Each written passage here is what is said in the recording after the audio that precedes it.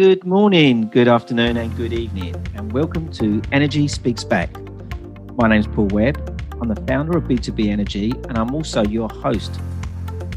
We'd like to thank our sponsors today, B2B Energy and Clean Energy Revolution. And if you want to know more about Clean Energy Revolution, please go on to any social media and type #Clean Energy Revolution. Energy Speaks Back interviews energy experts from around the world. Welcome to our summer series and episode 41 of Energy Speaks Back. We would like to thank Esther Energy for joining us as our partners today. Weekly, I present to you experts from around the world, and today I'm home in the UK. Our purpose, as always, is to provide a good understanding of energy management, knowledge from around the world, which is available today for us to deliver savings that impact on our planet. My guest this week specialises in IP strategy, which aligns the business proactively. So, without any further ado, I give you Stephen Carter.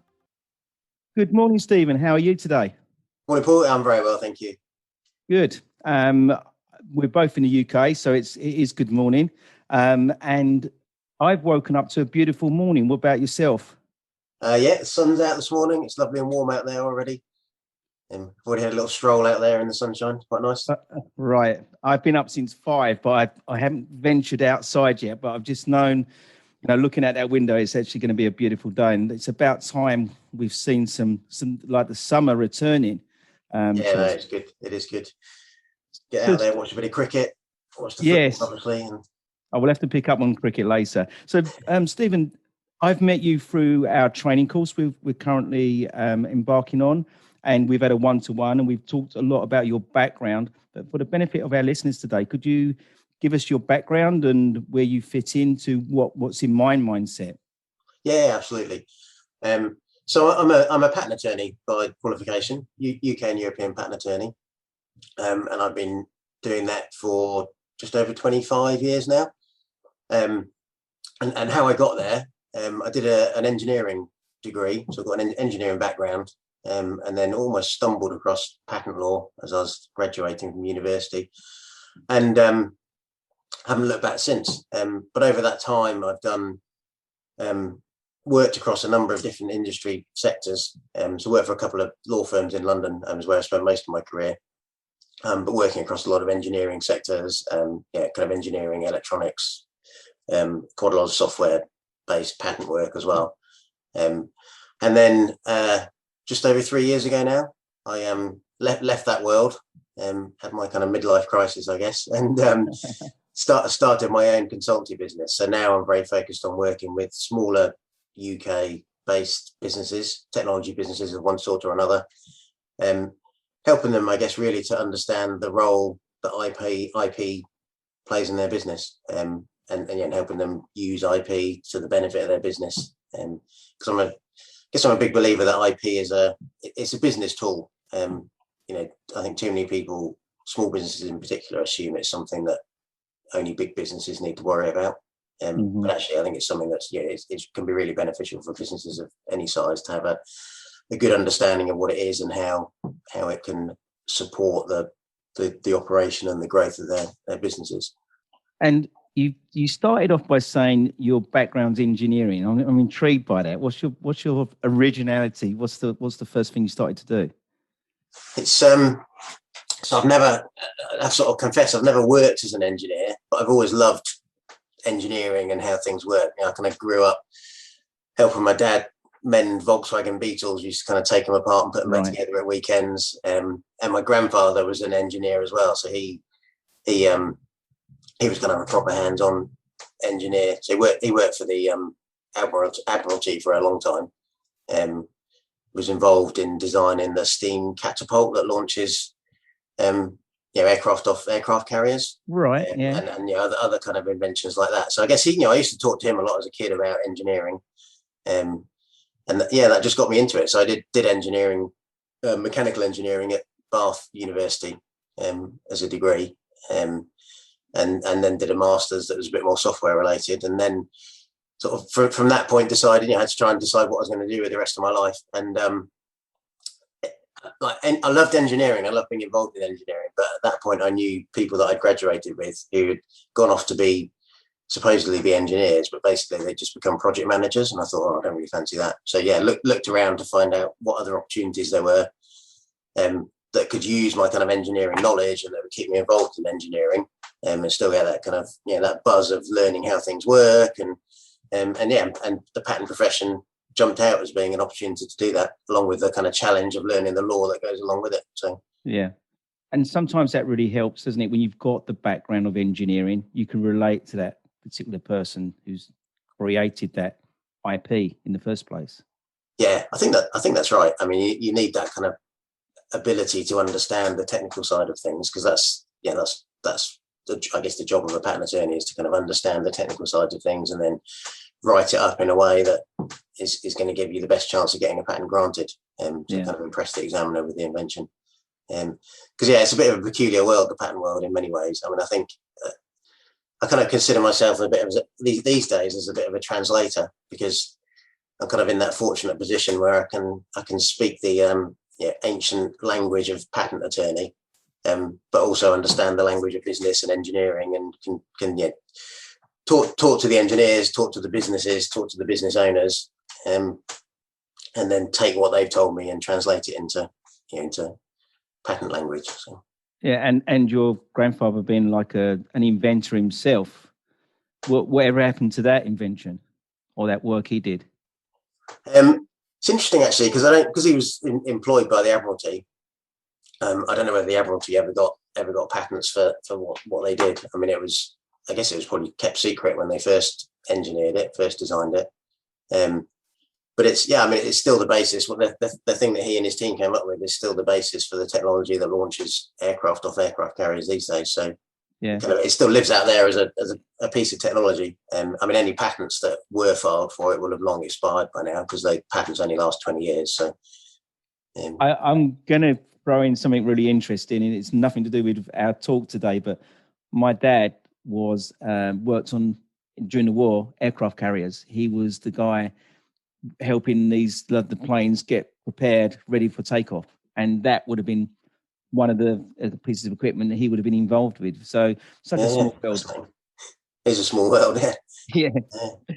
Sadly he's not alive now, but if he was alive today, I would have been asking him loads of questions about that this afternoon, to see whether they're still using it and what he thought of it and things. So it's really interesting. So for me, as an energy expert, we've got so much technologies out there, and I call them technologies, and I call them widgets. So for me, the widgets are just not quite what they are regarding what they're written on the tin, and then the technologies are something that are the things that are really going to make a big difference in the marketplace and regarding making savings. When you see these technologies or widgets that are coming towards you, what's your first thoughts? How do you decide whether it's the right technology or the right widget or a widget? It's a good question, and you're right. That's the starting point. I mean, a lot of people they invent something, they design something, they come up with a great idea, and their first thought is, "Oh, I've got to get a patent for that." But that's the wrong starting point. The starting point for any idea like that should actually be, how am I going to make money out of it, or how am I going to, where's the value in this? Because if there's no commercial value in it, then there's no point spending money on patent applications or any other form of IP protection. So the starting point for any discussion I have with someone coming to me with a widget or a new bit of technology, whatever it may be, is that kind of value discussion. Is like, what makes this unique? Why are people going to pay money for this rather than the stuff that's already out there?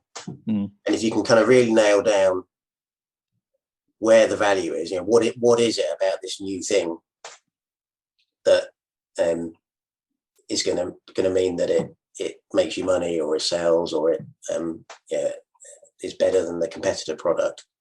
If we can kind of really identify that nugget, what that real golden nugget is that underpins the value in this thing you've come up with, then that gives you the focus for what the IP protection should be around. Because IP protection is all about protecting the value. In my mind, if there's no value to protect, then you're wasting your money by if you're seeking patents.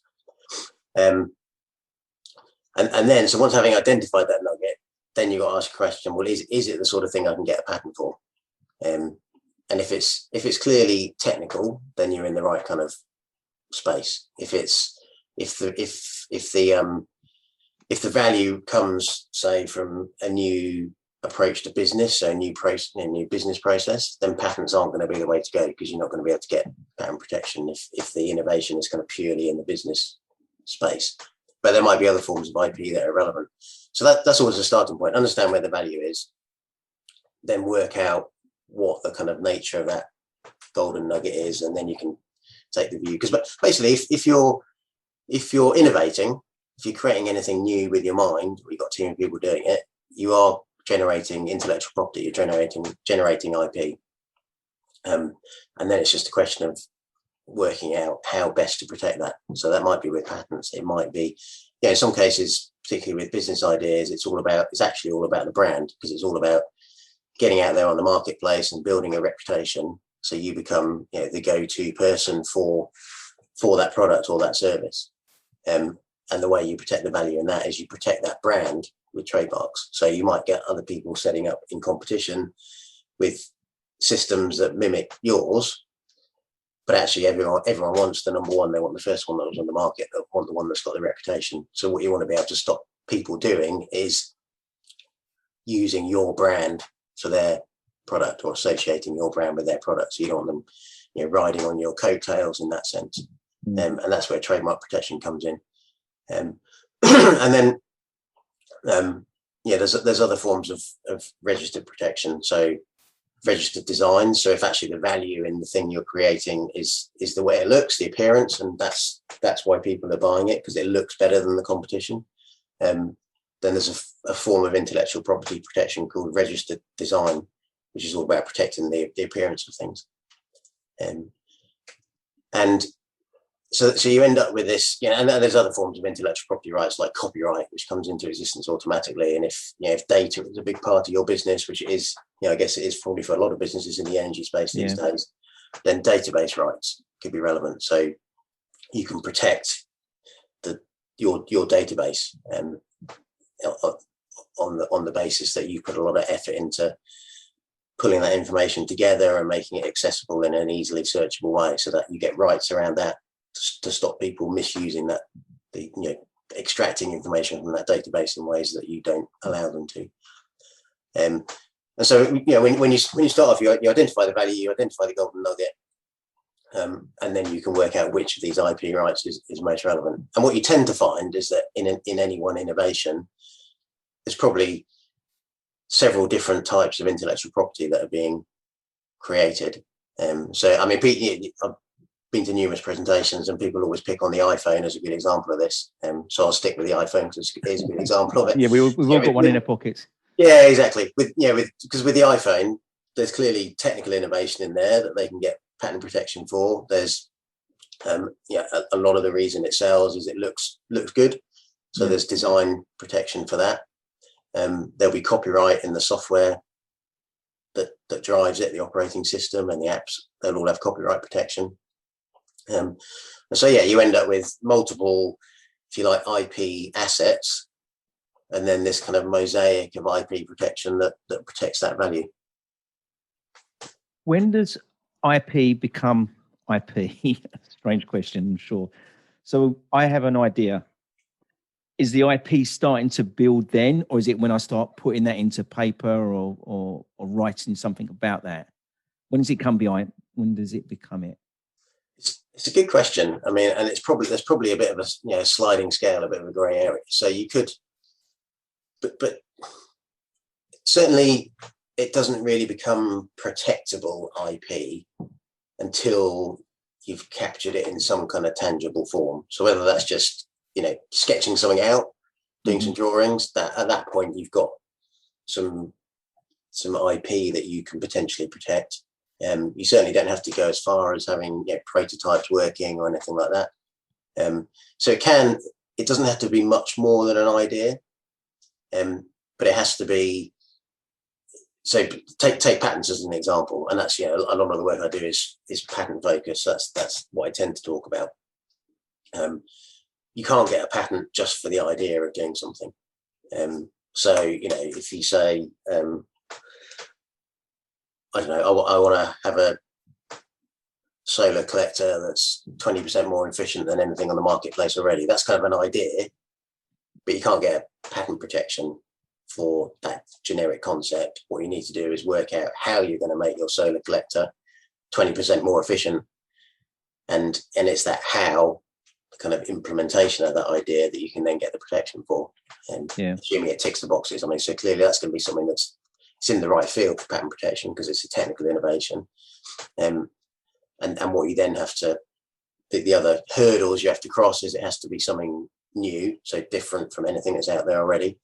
And it also has to be inventive or non-obvious is the term they use quite often. So something a bit more than the next obvious step forward in the development of the technology. And I guess, the reason they have those hurdles there is that generally monopolies are seen as a bad thing. It's better for competition if people can compete with you and produce similar products. But the kind of I guess the balance that the patent system tries to strike is that in exchange for giving you up to a 20-year monopoly in this idea, in this technical innovation, you have to tell the world what you're doing and how you're doing it. Because when you file a patent application, as part of the process it goes through before it gets granted, it gets published. And you have to include quite a lot of information, technical information in there about what you're doing and yet how the thing works and how you go about making it. So that information is then in the public domain and other people can use it to inspire the next innovation. So the idea is it encourages publication of those ideas and encourages investment, I guess, in designing new technology, because if you're putting a lot of resources, money, other resources into developing a new product, you kind of want to know that you'll be able to get some kind of payback. So if you can get a bit of exclusivity in the marketplace using patent protection, and then it allows you to kind of recoup those costs, benefit from your innovation, but at the same time you're telling the world what you're doing, and someone else can build on that going forwards. Yeah. And this process will be expensive. It's not cheap. Again, it depends a bit on the IP rights. So things like copyright come into existence automatically. So you don't have to pay anything to get them, but you can still get it very wrong if you don't understand a bit about it and have the right, if you like, processes in place to make sure that you capture that copyright work. So just a simple example of that, when you're, let's say you're designing a new app. So it might be, I don't know, an app that connects to some of the power supply in your house, and a smart meter type thing would be a good example, I suppose. Yeah. Where, you typically, if you're a small business starting up, you probably employ a software developer contractor to write that app for you.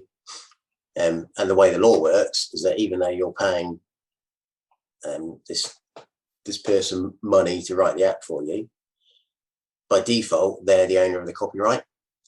So unless you have the right agreement in place with them that says that the copyright will transfer to you, and a lot of these people's standard terms will say that, but they don't all say that. So you've got to check it. You've got to kind of know that could be an issue and check it.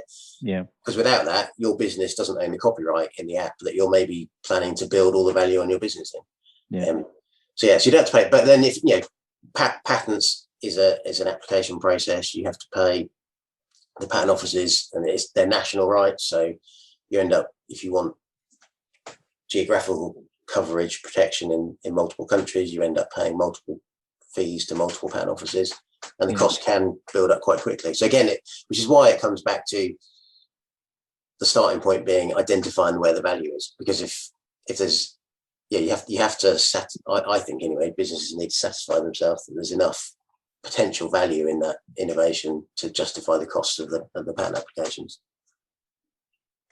And then we've got the designer that is gone through all those steps, and then he holds on to that product. He doesn't let anyone come anywhere near him regarding it, because he's got that protection.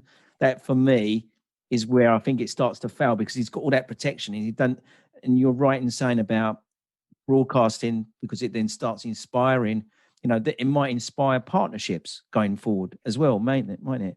And other people coming into him and support him. Yeah, no, I think that's right. And yeah,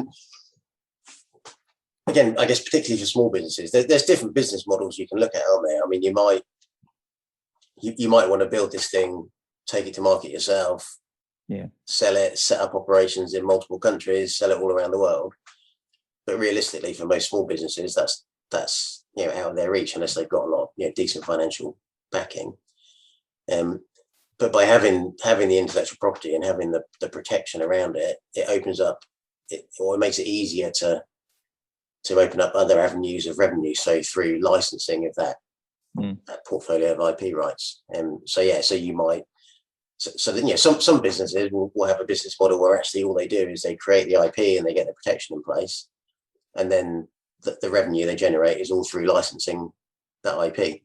And there's some very big businesses that work on that model. So ARM, who are the chip designers, that's pretty much their model. They design the chips, they protect those designs of the chips, and then they license them to electronics manufacturers to use in their kit. And there's kind of hybrid models as well. So you might have a model where you say, well, actually, I think I can set up a business and serve the UK market with this new product, but I don't understand the US market or the Japanese market or the Korean market. So actually, what I want are partners in those markets that can sell the product there for me or sell the service there for me. And if you've got the IP rights in those countries, then part of that partnership agreement will be a license of those IP rights. And then you mentioned that before you're the traditional approach regarding this process. Is that evolving? Is the laws changing? Do you have to keep on top of it all regarding these changes and things? Yeah, so the law, the law does evolve, and it evolves in different ways. I mean, I guess the practice side of it changes because, the patent offices around the world are adopting the technology as it appears. So a lot of the processes are online now, which means you can be a lot more efficient in terms of filing the applications and managing the applications. But then the other evolutions, they're sort of slow evolution of the law itself, I suppose. But one of the things they do try and do is the law evolves to try and accommodate the new technology as it comes along, and that's either through the law, the word of the law itself being amended. But typically that tends to be quite a slow process. But it tends to be often it's through the way the courts and the patent offices interpret the law. They try and sort of stretch it and evolve it over time to accommodate the newer technologies as they're coming along. So there's the laws face challenges coping with even coping with software inventions. So there's, if you look at a lot of the patent laws around the world, they'll have explicit exclusions for software. So they basically say you can't get patents for software. But actually, the reality is there's thousands of patents out there that protect what you'd look at and you say, well, that's a software innovation. And actually, it's all about, and again, particularly the way the energy market and the energy sector is going, a lot of the innovation there is going to be on the software side of things. Yeah, definitely. But so long as you're claiming in your patent, what you claim as the invention is the sort of the technical implementation of a system using that software, then you can validly get patent protection, even though it may only be the software that's different from what went before. Overall, you've got a new, a new way of managing a smart grid, or a new way of controlling a wind turbine, or so it might be that the innovation is purely in the software, but what you have at the end of the day is a new bit of technical kit that you can protect that incorporates that software. Yeah. I learn something new every day about IP and, about the work you're doing. How do I keep myself up to date, or do you provide services that can help energy experts and designers around the world to look up what you're doing Do you have content that we can go and follow? It's a good question. I mean, and I guess part of the problem is, the IP is quite a complex field. There's a lot. Once you dig below the top level stuff, there's a lot to know and a lot to learn. Which I guess is why you get experts like me who spent the years understanding it. Yeah. But there's definitely value in anyone that's running a business, particularly anyone that's involved in the R&D side of a business, to have a basic understanding. And so if you, I publish stuff on LinkedIn, and we'll be publishing stuff on a blog on my website, and there's plenty of other people out there like me that publish that kind of top level information. And actually the patent offices themselves, so the UK patent office in particular, so the UK IPO, has tried really hard over recent years to make IP more accessible to the non-experts at that kind of level, to let them, so they can appreciate it is important and it's something they need to be thinking about. So at least they're prompted to have a discussion with an expert who can start to talk to them about how IP specifically might be relevant to their business and what are the key things they need to be looking at. And I tend to think, for most businesses, the way I talk about it in the stuff I post, and I kind of focus on three areas, which is ownership, risk management, and protection. And when people think about IP, think about intellectual property, they tend to focus very much on that protection side of things. So it's like, do I need to file a patent or not? What other forms of protection are there? And are trade secrets enough? So keeping stuff confidential, is that enough protection? There's a lot of focus on those kind of questions, whereas I think actually the ownership and the risk management they're more like the foundation layers. I ran a seminar series recently that I talked about what I called the IP cake, where kind of ownership was like the bottom layer of the cake, which doesn't necessarily look particularly pretty and no one focuses on it. But actually, if you took the bottom layer of that cake away, then the whole thing would collapse and fall apart. So ownership for me is like the key thing that underpins everything. Because if you don't set yourself up and set your agreements up and your relationships with all the different people you're working with, whether that's employees or contractors or suppliers, and even clients sometimes, if you don't set up those agreements in the right way, you might find that you either don't own the IP that you think you own in the first place, or you're kind of letting it leak out when you don't want it to be going. And then the risk side of things also gets overlooked, I think, sometimes, which is an IP risk can come from lots of different directions. So there's kind of the internal risks, which is things like not having the ownership, or letting information out into the public domain before you've had an opportunity to decide whether to file a patent application or not. Because that's a really important point, is that when you file, your invention has to be secret still at the point when you file your patent application, to get valid patent protection in most countries. And then you've also got the risk from other people's IP. And the number of people that think that, taking trademarks, because it's sort of kind of an easier one to understand. There's a number of people that think if they've registered their company name at Companies House, then that means they're kind of fine and they're not going to have any problems. Maybe they've registered a couple of domain names, only to find out that they launch with a big splash, and then someone comes knocking on their door saying, "Oh, you can't use that name because I've got a registered trademark that you're infringing." Whereas actually doing some relatively inexpensive, simple checks when you're coming up with that new brand, that new name, you can give yourself more certainty that you're not going to run into those kind of brick walls when you launch.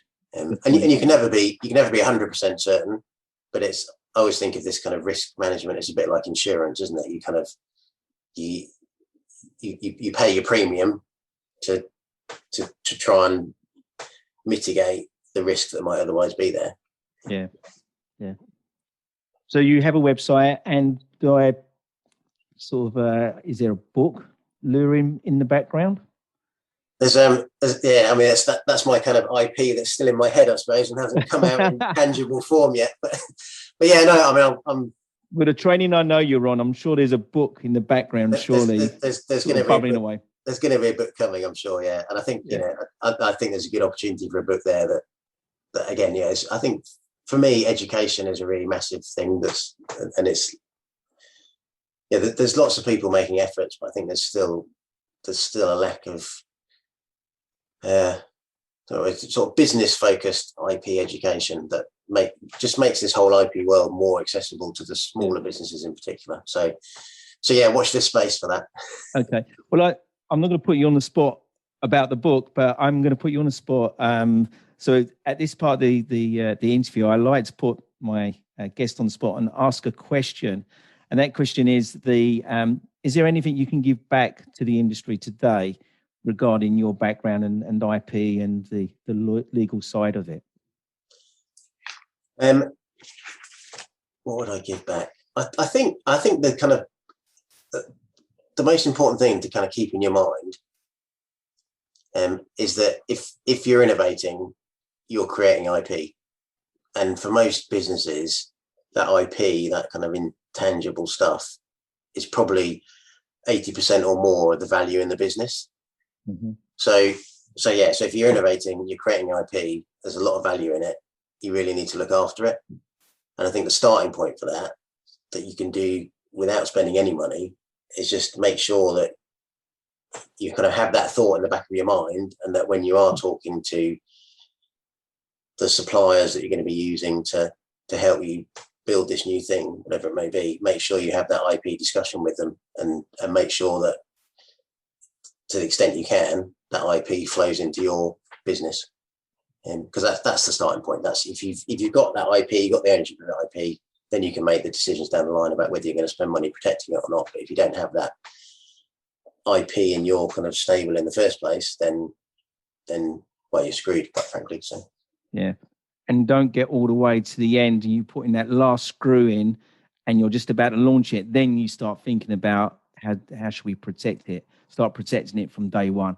Yeah, exactly. Build. Yeah, think about IP from day one. Build it into your kind of R&D processes. Yeah, brilliant. Absolutely. Well, that's a really amazing, some really good takeaways all throughout that interview. Really, there's some really good points that resonate with me. Some of the things I've sort of gone through regarding my career and what I've been involved with. So there's some really good points, and I hope that feeds back great to our energy experts around the world. So thank you very much for your time, Stephen. It's really been great meeting again today. It's only the second time we've had a meeting, and I wish you well with your course you're on. Hope that goes well. When did you finish that? Are you in the first part or the second part? I'm in the first part still, yeah. So right. So I finished in September. So you've got another 6 months to go, probably, haven't you? Yeah, about 9 months actually. I think I'm 3 months in. So. All right, excellent. Well, it's really great catching up. I'd like to say you and your family be safe in these times. Yeah, and you, Paul. Thanks for having me. It's been great fun. Brilliant. Thank you, Stephen. Cheers. Thank you for our special guest today, and thank you for our sponsors, B2B Energy, which can be found at b2benergy.co.uk, and Clean Energy Revolution, which can also be found either through various different social media networks. Type in #Clean Energy Revolution. That leaves me with one more thing to say. Be safe.